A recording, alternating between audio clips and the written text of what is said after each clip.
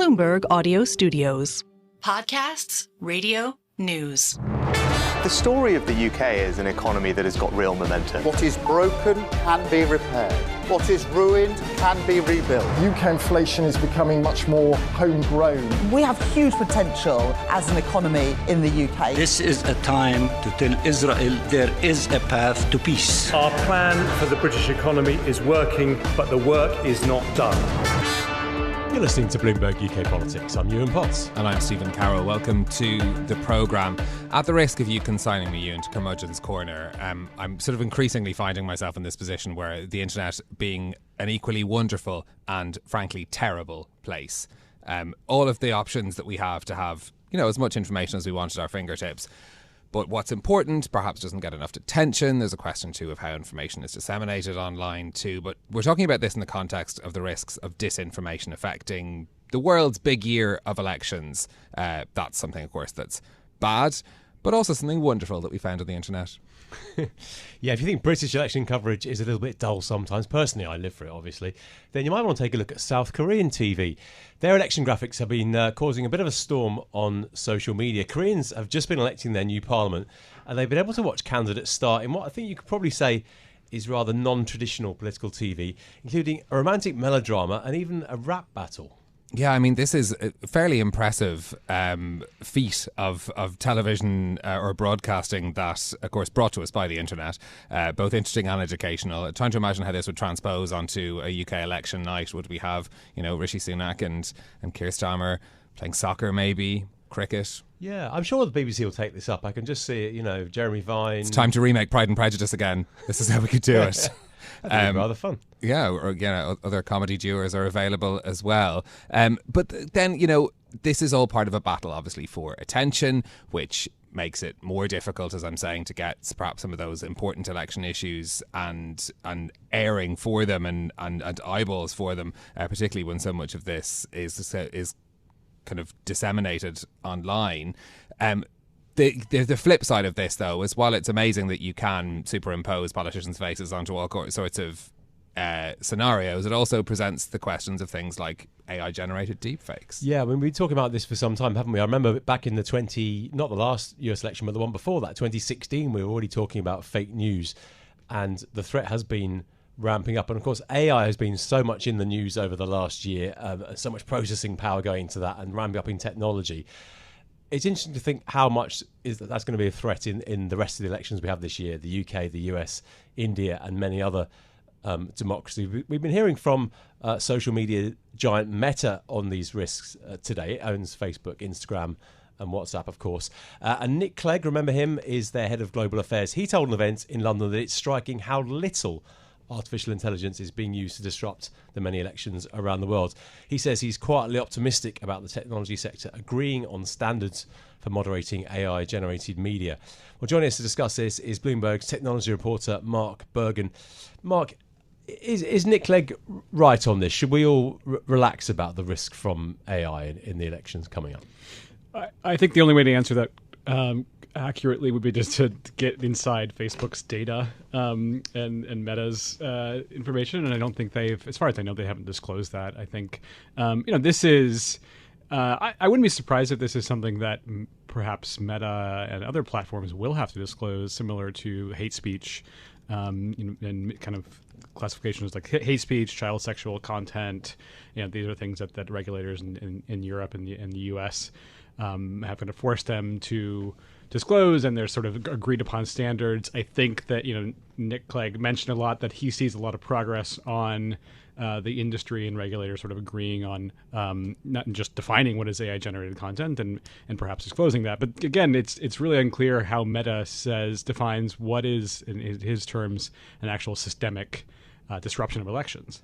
And you talk about disclosure, but do you think that the tech giants, Meta included, have got any idea of how much stuff is out there? Do they know, if you said to them, please disclose this, would that be a simple operation, or are they clueless about the problem as well? I don't say they were clueless about the problem. I think it's something similar to, we could take hate speech as an example, right? That, Meta has its own sort of working definition of that, and then I can say we've seen X percentage of hate speech on Instagram, and his comments, Nick's comments yesterday were that number's dropped to a fraction of a percent, in part because he was saying that there's all this concern about AI, but the reason that we're able to eliminate so much hate speech is because of AI, and because of advances in AI that Meta is able to cut out the hate speech appearing on Facebook and Instagram. This is something similar to what Google has said, and I think both companies historically have pointed to this proportionality example, right? They're saying, it's a tiny percentage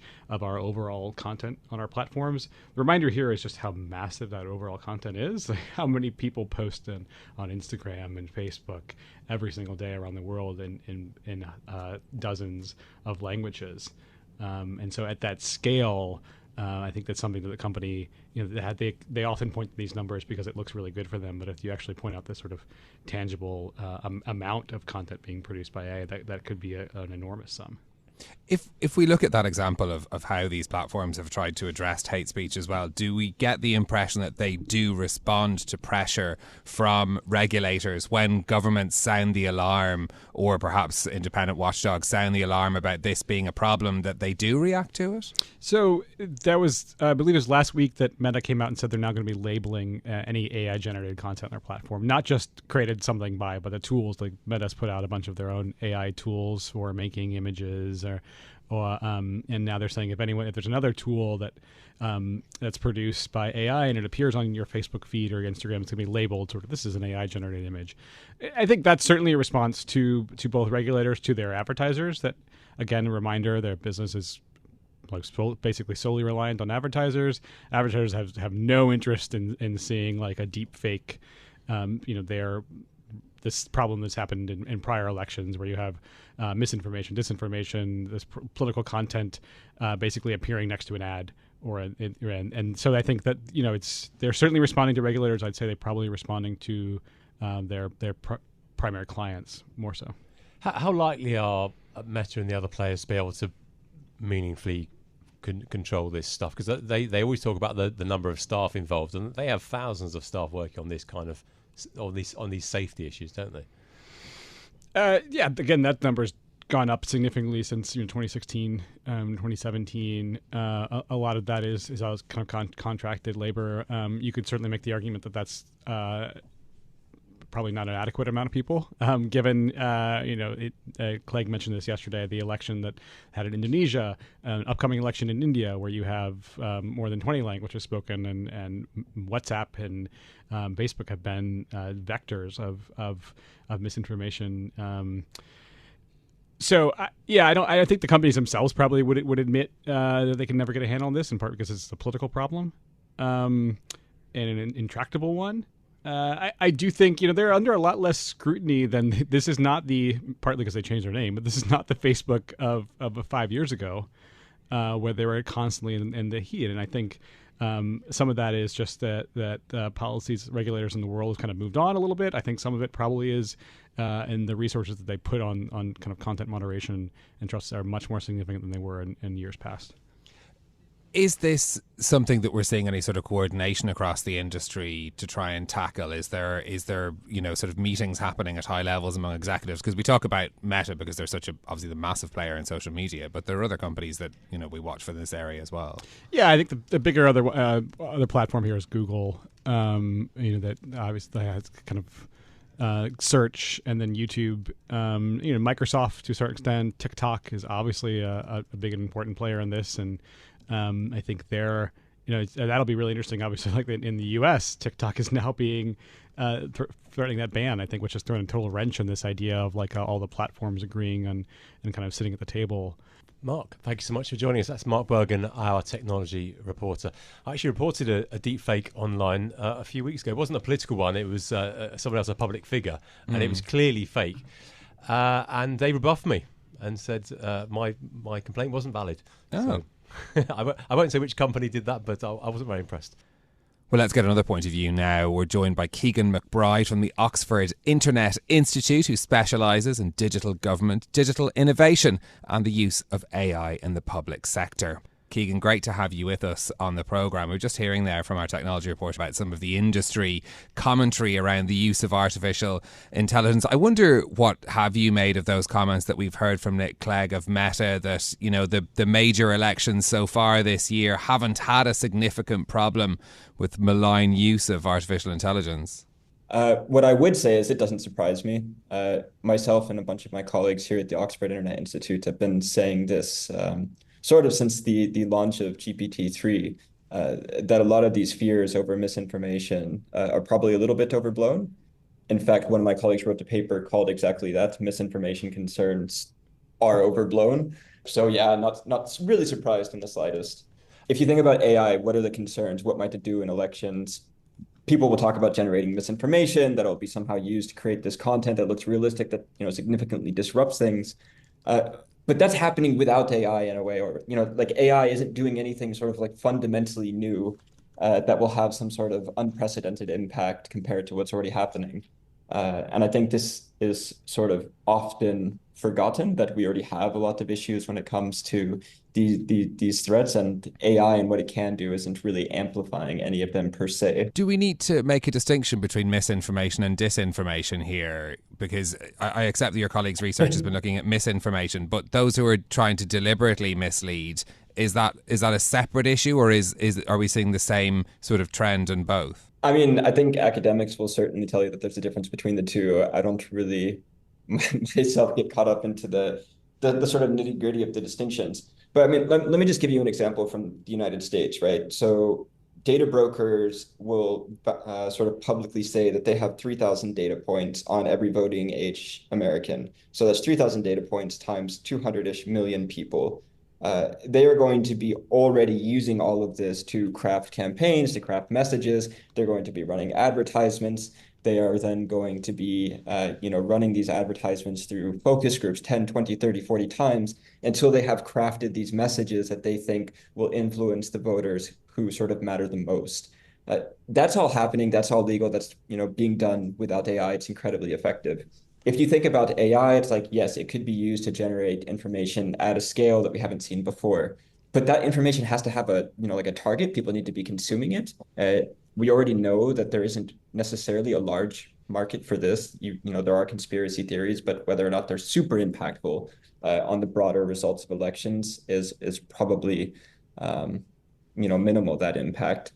So the quantity being created is probably not going to matter so much. Then you could get into debates around quality, but once again, it depends on people actually wanting to consume it.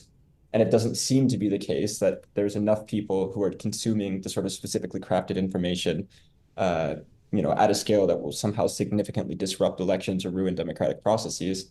And then the third thing that my colleague would talk about is also, about this personalization. So we had fears in the past over Cambridge Analytica about sort of hyper-personalized advertisements. As I've already said, this is already possible without AI.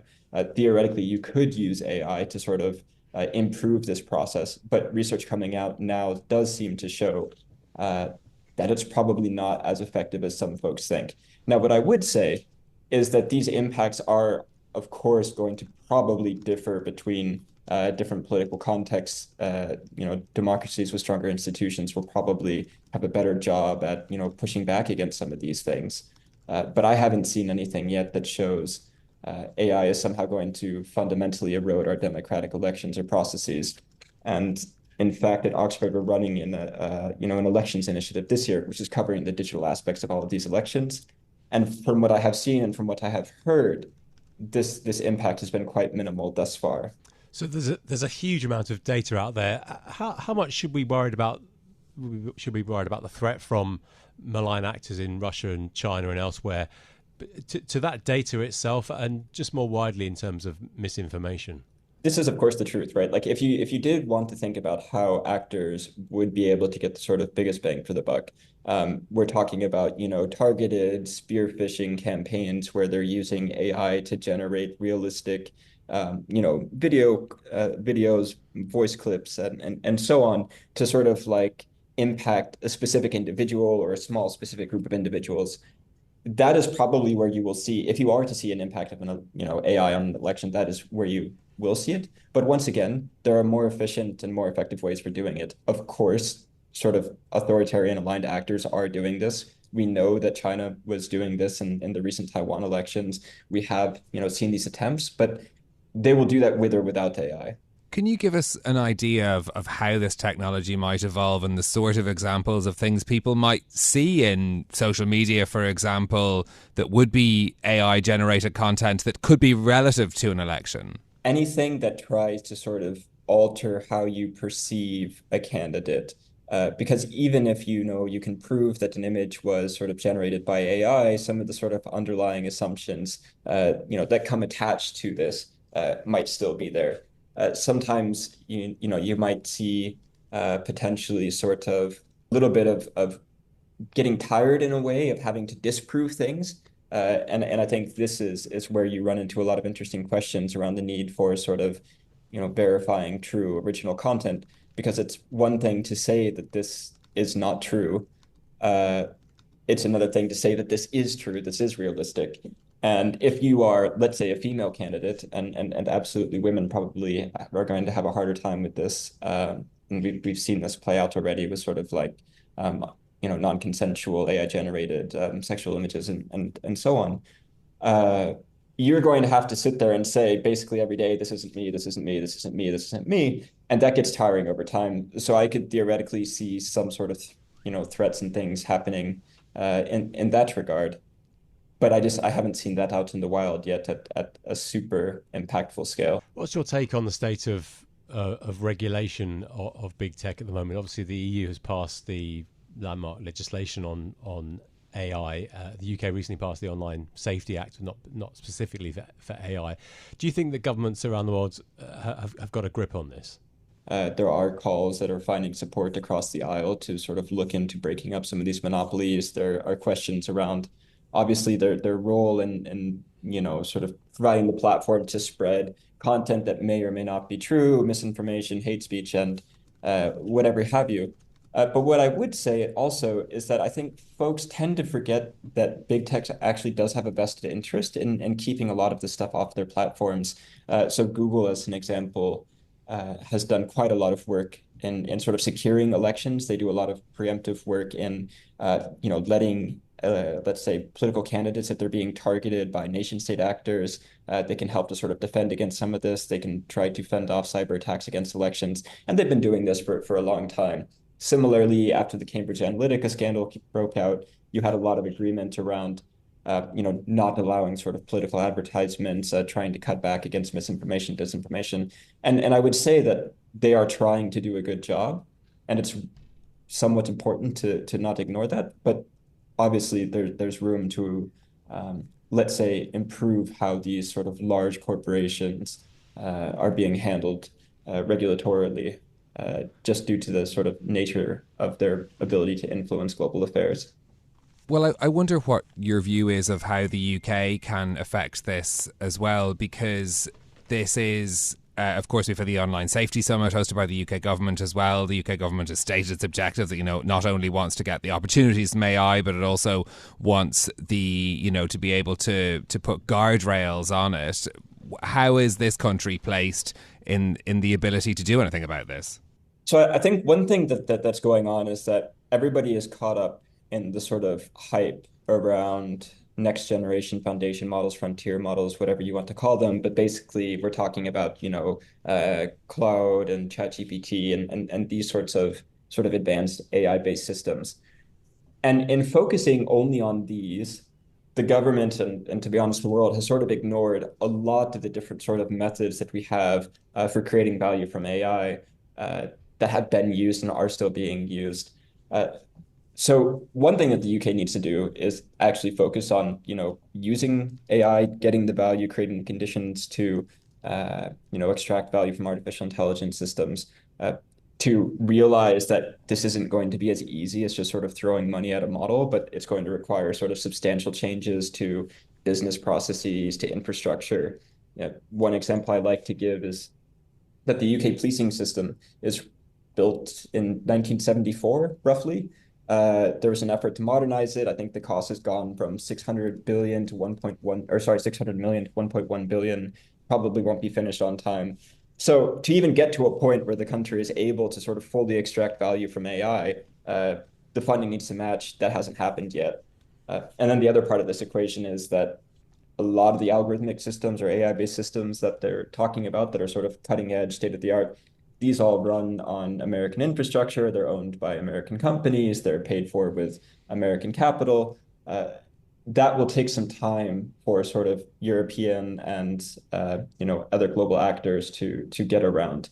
And I'm not sure how they're going to do that. But obviously, the AI Safety Summit has had some initial success thus far in getting people to the table and having some discussions around, frontier safety, the safety of frontier models. But looking at how things are playing out in the States, I'm not sure whether or not that will be viable in the long run. Keegan, thanks for joining us today. That's Keegan McBride from the Oxford Internet Institute.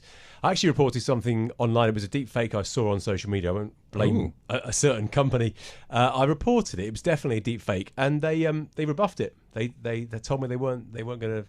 Not interested. It. No, not interested. Oh, very interesting. So I thought that was pretty surprising because it was clearly fake. Yeah, I mean, well done you for spotting it. But this could be something, of course, we may be seeing more of as we've been talking about. Well, let's turn to the Prime Minister Rishi Sunak now, who's been taking part in a phone-in show on LBC Radio, covering topics ranging from the war in the Middle East to his plan to deport failed asylum seekers to Rwanda. James Woolcock was listening in to the programme and he joins us now for more. James, why would a Prime Minister agree to do a show like this? Not a Prime Minister, Stephen. Rishi Sunak. Why would Rishi Sunak agree to go on a phone-in programme? And the answer is quite simply, there are local elections coming up and Sunak is seen as unpopular and unwieldy and difficult to talk to with the normal people. So the reason why you go on a phone-in programme is to show that you're capable of handling difficult questions and that, frankly, you're a normal human being. That's why you do it. And so the question, in some ways, is almost not so much what is said about policy, but how human do you come across? And just answer that question. Did he come across as a human? How did he do on the policy issues? Can I be brutally honest with you? You like brutal honesty on the podcast. Brutal. The only thing you need to know about this half-an-hour phone-in is a woman from the Rhondda called Louise rang in and said, "Good morning, Prime Minister." And Rishi Sunak goes, "Hi, Rhondda." And I'm afraid that is all that you will find on social media, and that is all that will be written about this interview, is that there was a fumble. And it feels a bit mean to say this, that in half an hour that talked about Rwanda, defence policy, shoplifting, there are all these other things that we could seriously talk about, but this is meant to demonstrate what Rishi is like on the campaign trail and show that he's good, and it was a slip. It was a minor slip. It's a slip. Feels a bit bad to make a big deal about, but... And he did correct himself quite quickly, didn't he? But the trouble is, once that clip's out there... This is the social media age. This is why politicians are so cagey about doing some media, I'm afraid, because these things go viral. Everything comes back to the internet again. Curmudgeon's Corner has re-emerged. There were some substantive issues, as you mentioned, James, that were tackled in this as well. Some comments on the Prime Minister's plan to try and be able to deport asylum seekers to Rwanda. I think if you're Rishi Sunak, the things that you need to prove and the things you need to hope for, right? And so, you need to try and prove that you're a personable person. That is what the polls say. The Conservatives have gone down in 20 points. The story of Rishi Sunak's prime ministership is, if you look at, say, YouGov polling, when he started, October 2022, 28% of people thought he was doing a bad job. 45% didn't know. Now, 69% of people think he's doing a bad job. So, look, one interview appearance is not going to turn around, 2 years of trendline polling and thoughts. What you need to show, he thinks, is Keir Starmer's doing something badly. Big mess from Starmer. That's the big thing. So, when Keir Starmer does an LBC call, it's well, is he going to get the Rhondda sort of trick wrong, and will that go viral? The two is he hopes the economy will get better. And his 5 pledges, Stephen, form kind of the core of this interview, where he wants to talk about the idea that his 5 priorities are still going, that Rwanda is still happening, stop the boat, and that is what he hopes people will change their mind about on him. The idea that these 5 pledges are what people care about. He wants them to think that, and he also wants to think that he is achieving them, and he will continue to achieve them if he wins the next general election. And in that's why the Rwanda president, Paul Kagame, is visiting today. In some ways, it's as much about Sunak's PR as it is about his PR. And so I think that's what he's trying to sort of build this election campaign, both local and election campaign, on. It's this idea that he is achieving what the people want. And I will put a question mark over that, because he got to announce his 5 pledges. They weren't asked for by the general public. Okay. James, thank you for stepping in for us. That's James Woolcock from outside the office. James, thanks so much for giving us your thoughts on that. That's Bloomberg's James Woolcock. Well, that's it from us for today. If you like the programme, don't forget to subscribe and give it 5 stars so other people can find it on Apple Podcasts, Spotify, or wherever you listen. This episode was produced by Tiwa Adebayo, and our audio engineer was Sean Rustamakia. I'm Yuan Potts. And I'm Stephen Carroll. We'll be back with more tomorrow. This is Bloomberg. Bloomberg UK Politics. Listen weekdays at noon on DAB Digital Radio in London.